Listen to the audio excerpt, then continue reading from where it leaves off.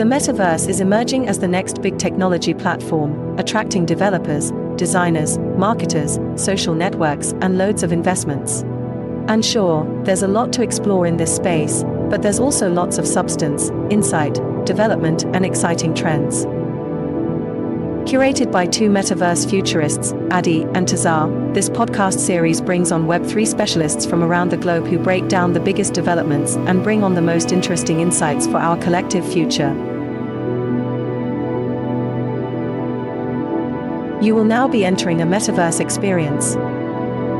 Welcome to the Metacast. Hey everyone, welcome to episode 2 of the Metacast with me, Adi and Tazar.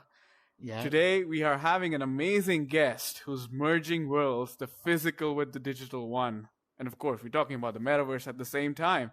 So we today have Julien Parades from Paris, who is joining us, and he is a blockchain and metaverse consultant and also strategic advisor for private investors and startup. Hey, Julien.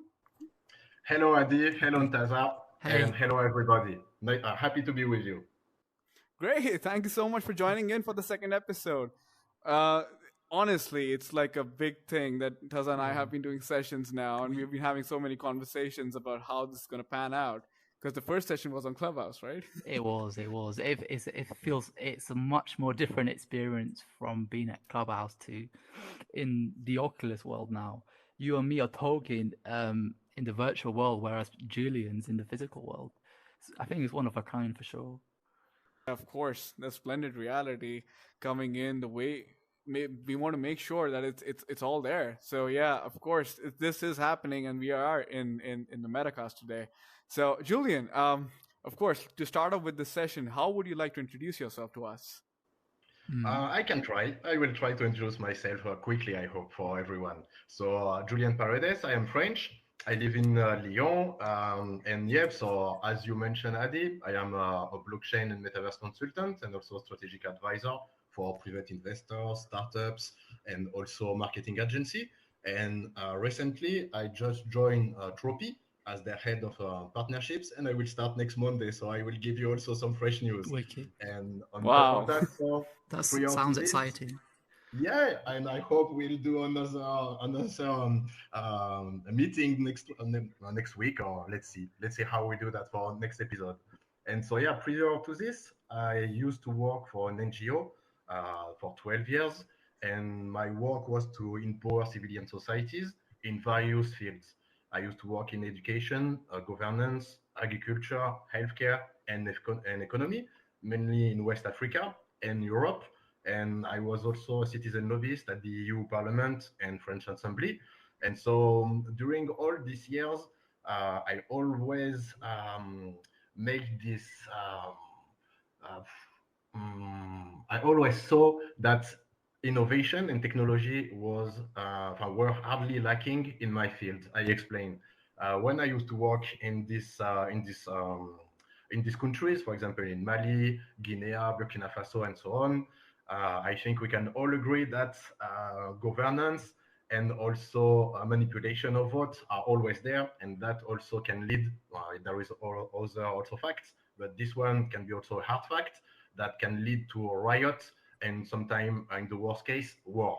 And as old school, or maybe I was a hardcore gamer when I was young, I used to play Warcraft 3, World of Warcraft, Magic the Gathering. I have multiple friends who are esports world champion. So they told me, Julien, take a look at the blockchain because maybe it can solve some of the problem that you are seeing. And that's how I jumped into blockchain in 2015. And how I went into it, I went into Bitcoin Talk Forum at the time. It was like our Bible, and I used to translate white paper. And at the beginning, I was really focused on privacy-oriented projects such as Monero, Zcash, and so on. And so I jumped there in the rabbit hole, I would say, like everyone here. And yeah, I was trusted enough to join a different kind of team. And what I was doing for them, translation, of course, and also program management or project management. And my job there was to link the developers with the real world and to understand each other and how we can create a good storytelling and how we can work on adoption. And after that, so in 2019, if I am not wrong, we co-founded a startup with three friends. It was around fundraise money thanks to video games and esports. And I left that 2 years ago now. And I have joined also Boson Protocol last year as their metaverse and Web3 partnership manager. And what Boson Protocol is doing right now, they are trying to work on what they call decentralized commerce. So how you can buy and sell physical and digital things thanks to NFT. And it can be on the marketplace, it can be in metaverse. And for example, we have done the world first Metaverse Fashion Week in Decentraland this year with Tommy Hilfiger and other big brand. And so, yeah, and recently, as I said to you, I joined Tropee as the head of partnership. And so, yeah, really happy to be here with you. Wow, thank you so much for the introduction, Julien. Thank you, Julian. Teza, what do you have to say about the transition? Oh, that man? was This is a big. oh, that was a lot. You definitely have a lot of experience in this field, Julian, and we're happy to have you. I'm sure you have a lot of insights to give on different subjects within Web3, within the metaverse. I just wanted to say, Julian, what is your main focus right now in this space, and going forward as well? Yeah, so I think I am sure one of my main focus in that space is to share knowledge. Because yeah, metaverse and blockchain NFTs are quite young in my opinion. And so yeah, I think many people are struggling to understand what is a metaverse, what is an NFT, what is blockchain. When I talk to people, they ask me, "What are you doing, Julien?" When I start to explain, they say, oh, "Okay, it's Bitcoin." And yeah, it's not, cryptocurrency, it's just at the top of the iceberg. And when you dig, you have this beautiful world of technology and blockchain. And that's what I think is my main focus to work on adoption and to explain people how they can take advantage of this beautiful technology. And yeah, and the metaverse also specifically, I would say. I think there is a big learning curve, Julian, in terms of educating people on the value that these emerging technologies can give. And I hope platforms like this can provide users the opportunity to understand the value of these technologies. It's so disruptive. I'm confident that in every single industry, it will add some form of value that was not there before. So yeah. I mean, yeah, of course. And Julien, I have a question for you. I mean, I know we're all going through this time because a lot of people are asking right now, what is the metaverse? Of course, you've seen sessions by Kathy Hackle, Charles Atkins, and a lot of other more people are really prominent in the space as well. How would you define blockchain to someone who's new to this, or sometimes who's trying to understand this concept? Interesting and tough question. So yeah, for me, what is the blockchain? Of course, it's technology. It's a technology. We can agree on that all together. And you just have two words. I like to go really simple because the words can tell many things here. So in blockchain, you have two words: block and chain. So simply as that, it's a block of chain. But what do you put in that block?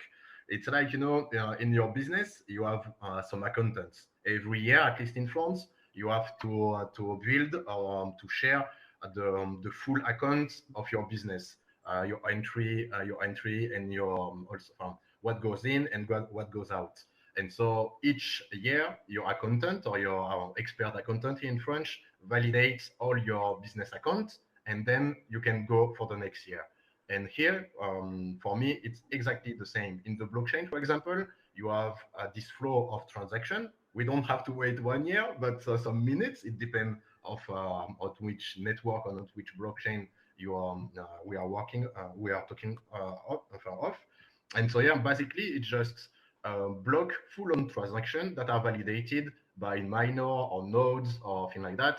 And after we all the miner or all the node owner validate each transaction, we can pass to the second block, and so on. And so this accumulation of block creates what we call blockchain. That's how I try to explain to to have a real world example that I think many of us can understand and to apply it to this new technology, in my opinion. So simple as that. I won't go too deep in how you can take advantage of that, but simple as that, I would say that. Wow. I mean, that's the thing. I think it's people like you who like.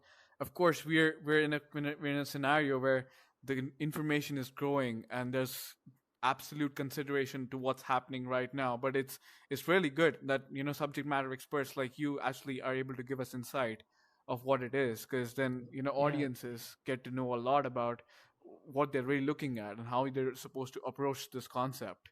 And of course, people like you can be approached on LinkedIn as well. Guys, Julian is really active on LinkedIn. He's been posting a lot of stuff. He has an definitely give him amazing a account. follow. So please give him a follow and please keep your I think notifications on for his posts. Yeah. I Julian, Thank we you. got I some think promotions out there. Yeah, we thank you do. very much. You do better than me. No worries. No worries. Julian, I like the fact that you've explained what the blockchain is in a very simple concept. And that blockchain is quite complicated, and a lot of people tend to get lost in the with understanding different terminologies and whatnot. So I do appreciate you explaining it in a way that makes sense to non-technical people for sure. So thank you. You're welcome.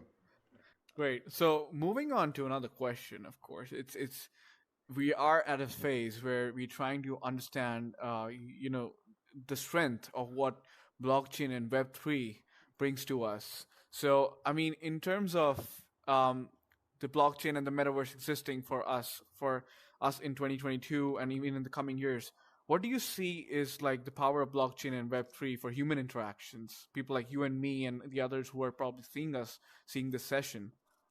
Mhm. Okay, so I will start first, I guess, to explain also, in my opinion, what is the metaverse. So, as I did for the blockchain, you have again two words, simple as that. You have meta Right. and you have verse.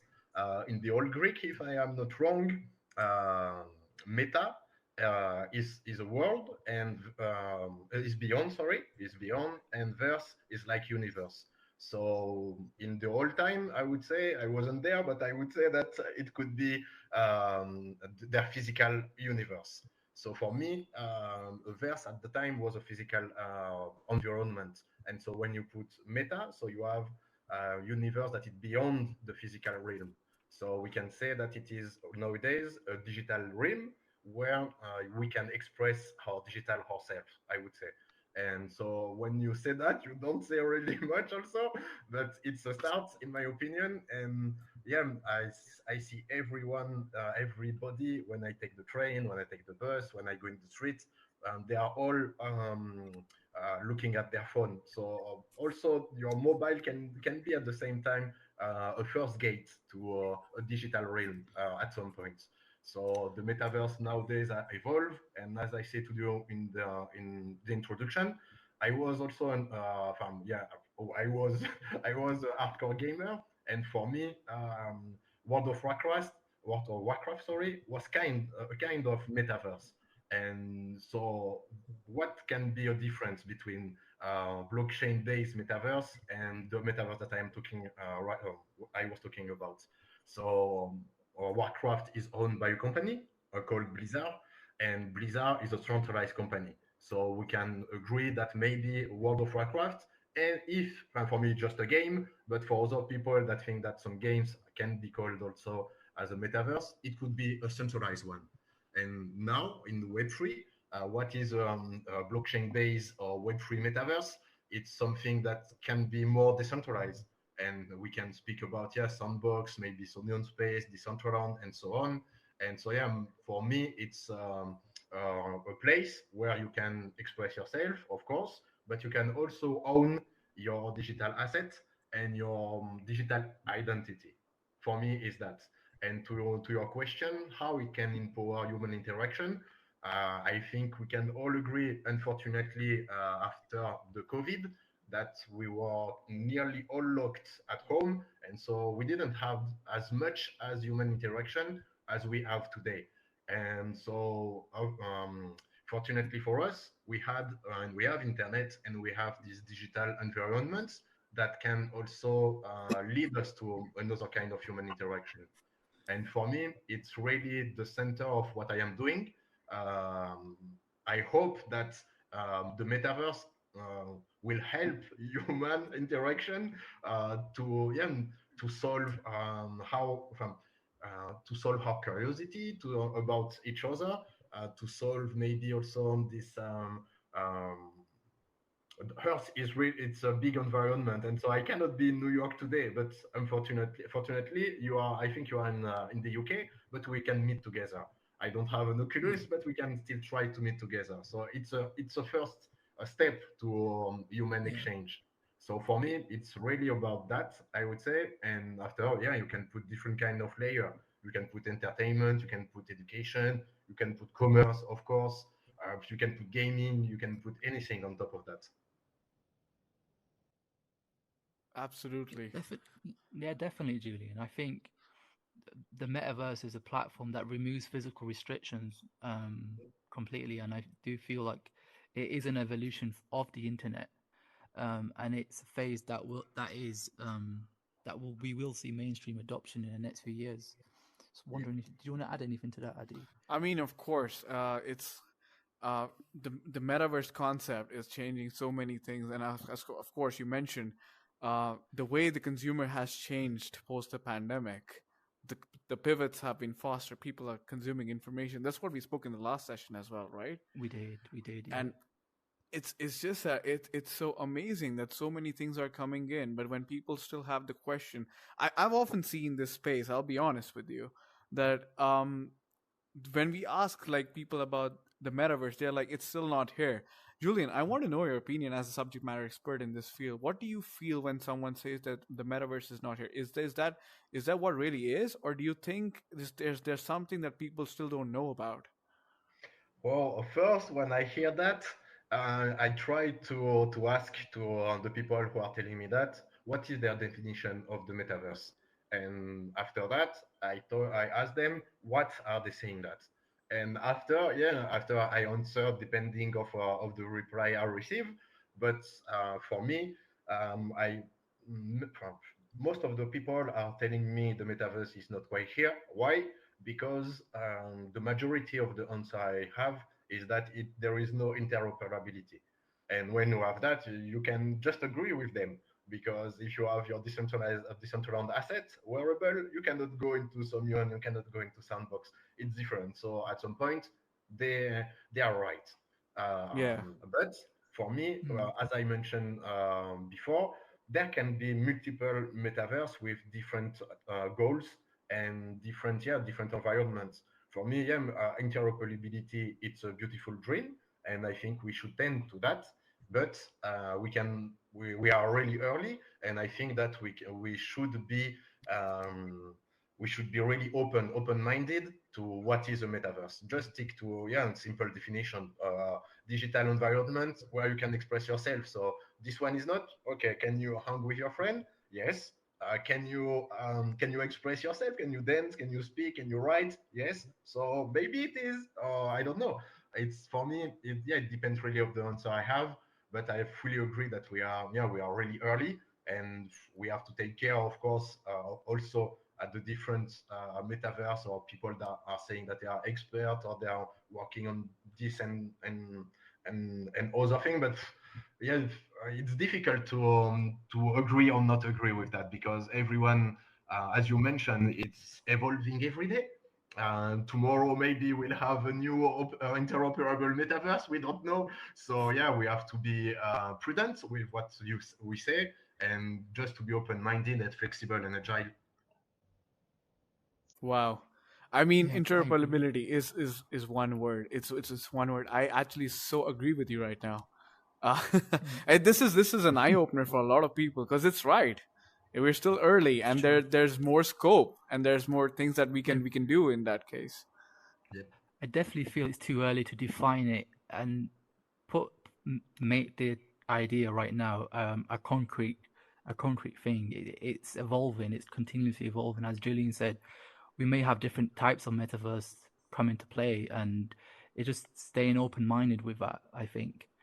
Julian, I wanted to ask you, what makes the metaverse so attractive at this point? Why is it such a buzzword that's um, come into mainstream news outlets Okay. in the last 2 years? Yeah. So um, I was lucky, I would say, to see it happen. I would say.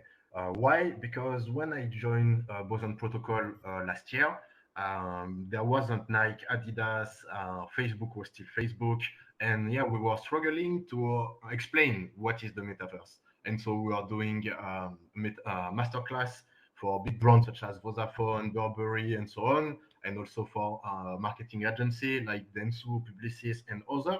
And so yeah, and I saw and I listened too many times as when I was in blockchain. Even if when I joined blockchain, it was like 7 years after. But here things went really fast, and people wanted to understand. So I guess there is a lot of curiosity. There was a lot of curiosity, at least. And when Nike acquired Artifact, when Adidas just made a joint venture project with Bored Ape Yacht Club, G-Money, and Punks Comics, and when Mark Zuckerberg had the idea to change his business company from Facebook to Meta, everything had changed, at least for me, and the interaction that I was having with different brands. And when they saw that, they say, "Oh, okay, we lost a lot of time struggling to understand, but Julian, you were right. We have to learn and test." And so, because all this kind of big company, they are really hard of their tradition, and they don't want to miss with their brand image and things like that. And so they were really called to jump into the metaverse, but these three major facts just make them understand that, okay, this thing is really here. And we saw, because when you speak to this kind of brand, yeah, you have young people, of course, but the senior, the senior of the industry has also seen the evolution of internet. So, and they understand how internet is really powerful right now. You cannot imagine to launch a product, sorry, without launching a website. You cannot imagine to launch a pair of sneakers without being on several marketplaces. It's just crazy to launch that.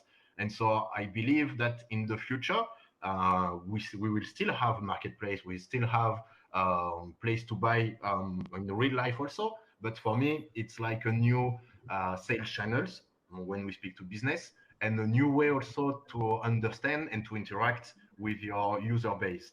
Because what I see in Web3 also, to speak about the user, it's that there is a huge change of paradigm. I would say we don't want to be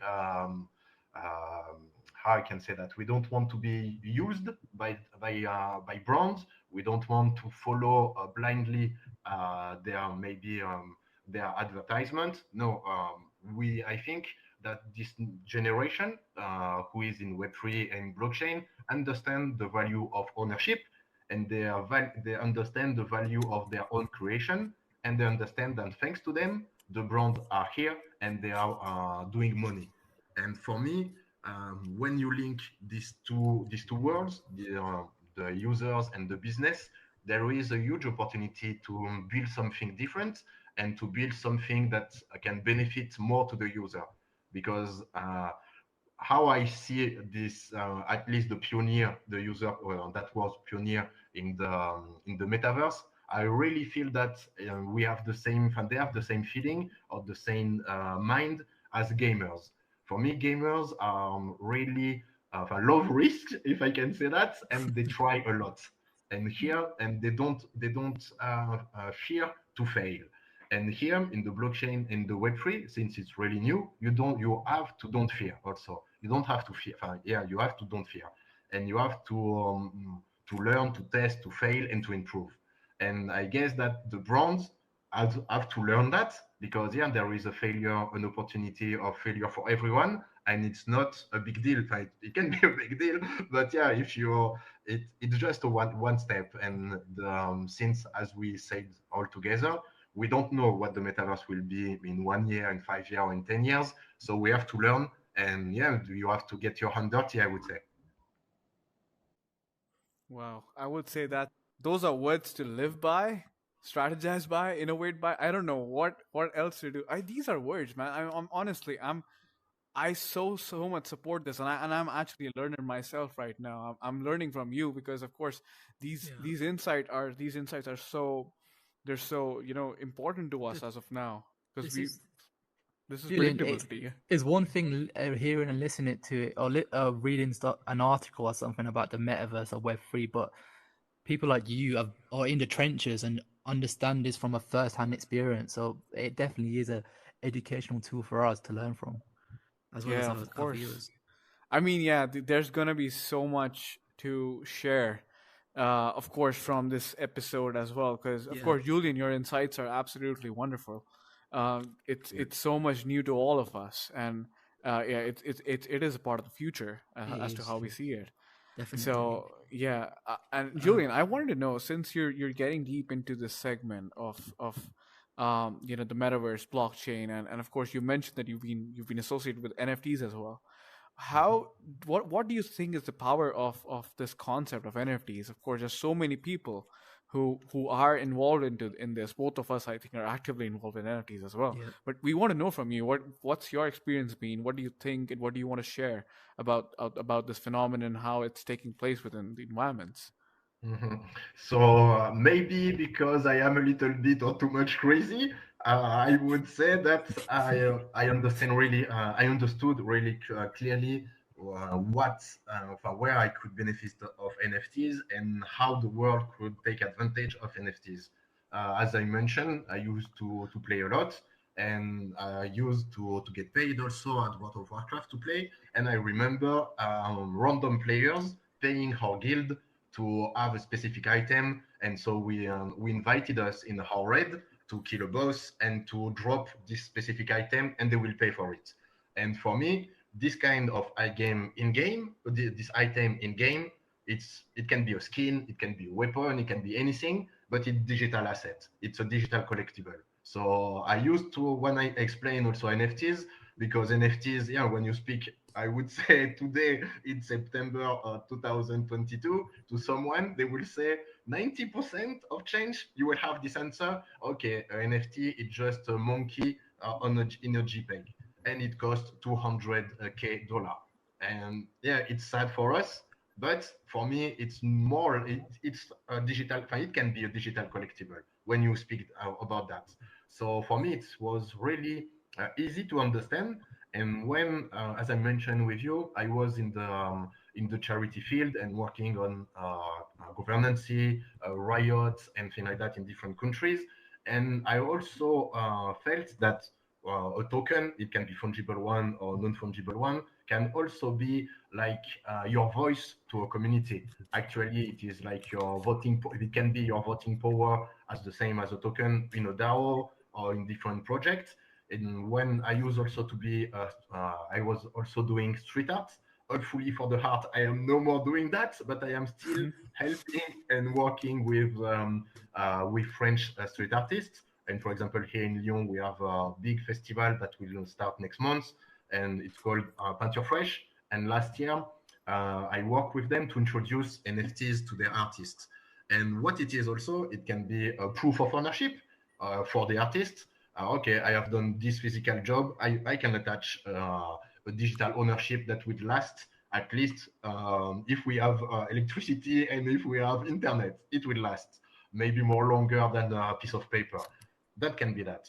And when you see this, the world changing, I think that we have our word to say in many fields, and the NFT can be something to express your voice, your decision, and where you want to go. And for me, it can be like that. It can, yeah, but and what I love about NFTs, it's the utility behind that. I don't know if you have seen also this from. It's not recent, but I think it will be more and more present in our world. It's called dynamic NFTs. So NFT that can evolve regarding different kind of thing. It can evolve regarding of your interaction with a brand, with a product, with a concert, or with food, with everything, and that can also translate your your digital self also. And for me, this kind of interaction about how technology can leverage your physical being in the virtual world is really powerful. And when we link NFTs to metaverse, I see different kind of thing. We have a beautiful project called Metakey, and Metakey Yeah. are using NFTs and to provide different kind of things. When you are holder of a Metakey, you can go in Decentraland into their HQ and you can enjoy concerts, podcast, event, and things like that.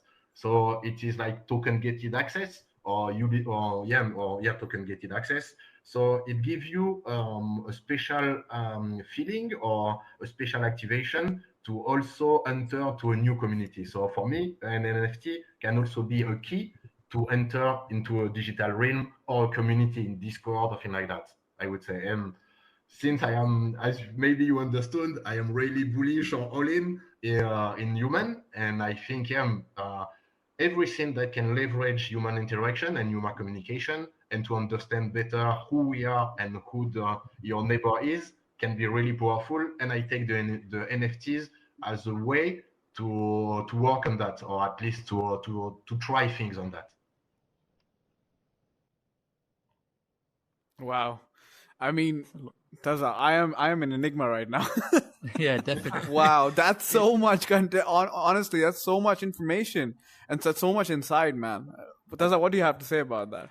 I'm curious, Julian. A part of NFTs that I see real value is in physical assets as well. So let's say if you have a rare comic book, a vintage watch, or even trading cards, what NFTs can provide is authentication to authenticate a certificate of authentication, essentially.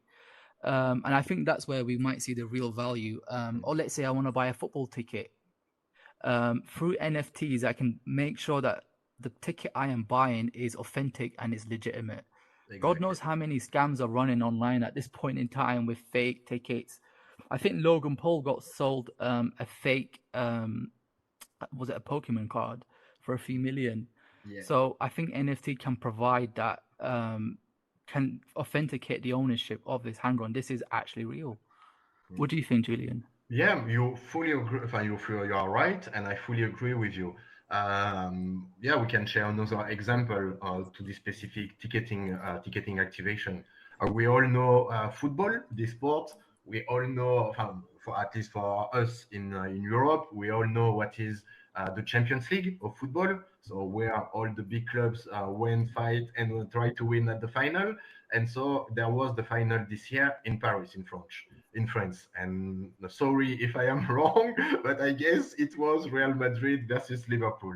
And It was it Julian. was okay, cool. I won't have any football fan going and yelling after me. So all good. We are good here.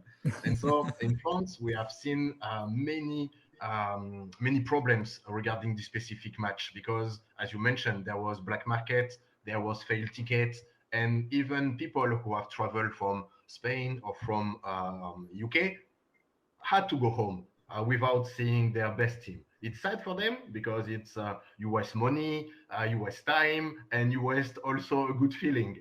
So I fully agree with you. If we can use this kind of digital asset to provide ownership, it can solve many things. Because in OpenSea, if you copy paste, for example, the smart contract of a Board Yacht Club, you don't have any chance to miss and to buy a scam NFT. It's the same here. If you have the link, the contract number, or thing like that, you can access to this real asset that you want to buy in order to access to an event, an entertainment, or whatever you want. So I fully agree with you. And yeah, I think we don't have seen the whole power of the NFTs since it's really young. But yeah, when we dig a little bit, we can see that other things are coming. A huge thing that I am really bullish or interesting at least, it's soulbound token. Sorry for my French if you don't understand that, if I pronounce it not the right way. But yeah, Vitalik and two other universities have published a paper about how a soulbound token can be implemented in our actual digital lives.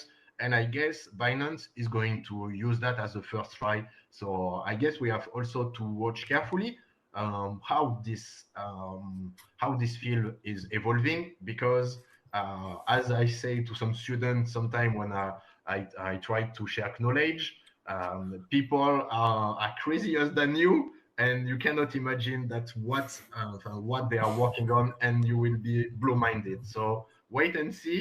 And I think there is more opportunity that we can see right now. Just going back to tokenization, Julian, how important of a role do you think it will have in the future of Web3 and the metaverse? A difficult question, really difficult question, I would say. Uh, why? Because it's not so mainstream, I would say, for now. Tokenization, it's really hard to understand this concept for random people. Why, if I have a 1 million JPEG, I should share and take and tokenize my NFTs into, I don't know, 10, 100, a fraction of it. Why I should do that? They don't understand that.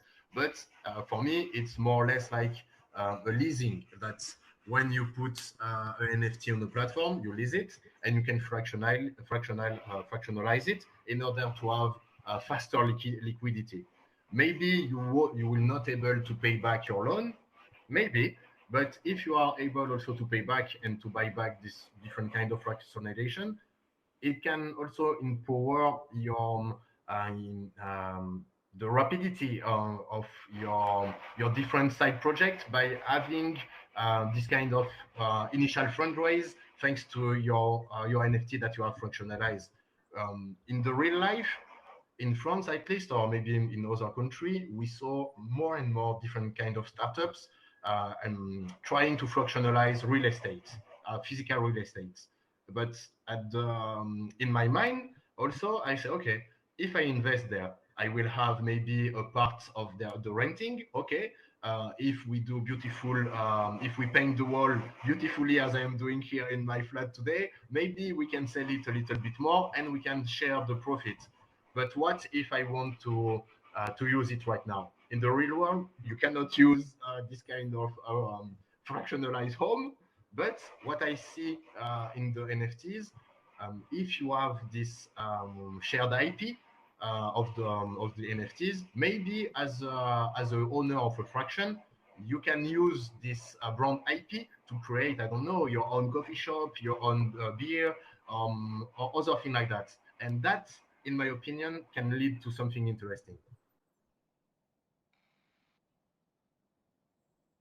That's absolutely That right, was man. awesome. That was awesome, Yeah. Julian. I mean, of course, we're Anything coming in a stage where we're transitioning from Web 2 to Web 3, and it's about governance and ownership from just engagement. The whole paradigm is changing, and that's how we're seeing it. Julian, thank you so much for the insights today, and I want to know from your side. What would you like the world to know from how your experience has been? What do you want to share in terms of a message to the future, like how you want how you want people to see how this is coming up, and what people should really know about the metaverse and blockchain? Wow, what I would say is just try it, learn from it, and grow. I would say that honestly, because even me, I have to learn and test. Every day we have new metaverse, as we say before. Every day we have new NFTs coming from with crazy concepts. Every day we have new token coming from with crazy concepts. And I don't know everything, but what I know is that I love to learn and I love to dig. And if you are curious, it's the perfect space for you. And what I would say also is that here, at least, for example, for me, I don't have any blockchain diploma. I don't have. I have done some studies about innovation and techniques and things like that, and tokenomics also. But I never have. I don't have. Never went to school in to study blockchain. And we are here today. We speak together about that. And what I love about this space is that it's really welcoming. No one will judge you. And the mantra that some people try to say with me is just fucking do it. You talk, you do, and that's how people judge you here. And I love that. Right, and I think That's wicked. as you rightly mentioned, Yeah. curiosity is what drives a lot of people into this space, and of course, people like us as well, looking at like avatars, cartoons, Look at whatever you us. want to call it. But yeah, I mean, Julian, thank you so much for sharing that insight. I completely agree with you. It's about people learning, engaging, and trying to immerse themselves as much as they can to Yeah. understand what this phenomenon It's is, and that makes things better for everyone because then we have it's more people experiencing the metaverse, and we're all growing in it at the same time. You, me, it, Taza, everyone. Yeah, it's a trial and error process, Addy, and Julian, and we need all types of stakeholders from all different areas to, get active because it's not going to take one specific group of people to develop this Web3 or the metaverse. Everyone's going to have to get involved, which is fascinating, I think, and it's a really exciting area to be a part of right now. absolutely. Julian, any closing words before we conclude the Thank session? you, Adi. Thank you, Taza. It was my first experience in Metacast. Hopefully, next time I will come with an Oculus. And yeah, and no, honestly, it was a Sure. great podcast. You guys are doing amazing. Keep rocking. And yeah, keep doing beautiful things. And people don't hesitate to reach Adi, Taza, and me in LinkedIn or wherever you will be too smart to find us, even if you want to don't be dogs at some in some platform. But yeah, try do it and just no, no. Honestly, yeah, just having a beautiful day, and I hope that you like it as I did. And yeah, see you later. Thank you Thank you, so Julian. We much. Thank you appreciate it. so much, Julian. And of course, guys, please follow Julian. Like he said on LinkedIn, there's a lot of content. There's a lot of good stuff coming on, and we're already talking That's about all this, guys. Taza and I for already sure. there. Taza, what do you have to say? Closing remarks for I the session. LinkedIn is a fantastic place to learn about the metaverse and Web3, guys. And Julian is one of he posts a lot and and likes a lot of useful things that are incredible sources of value and in terms of learning this space. And we're learning this space continuously. It's an evolving space, and the learning never stops. I would say that's my Yeah. final statement. Learning level never stops, and so won't our sessions. So, guys, stay tuned with the Metacast. We are coming up with a lot of sessions, and we're gonna look like this, of course, but we'll try to come on real life as well. But yeah, this is the first. This is the first. It And is a once first. again, thank you so much, Julian, for joining us. We will love to have you right on that chair with us in the One Oculus day. next time. Soon, Promise next Julian. time. Yeah, for sure. Great, Awesome. and the community keeps growing. Cool. Yeah, Yeah. we're on it. Yeah. Awesome. Awesome. So thank you so much, everyone, for joining us in the Metacast today.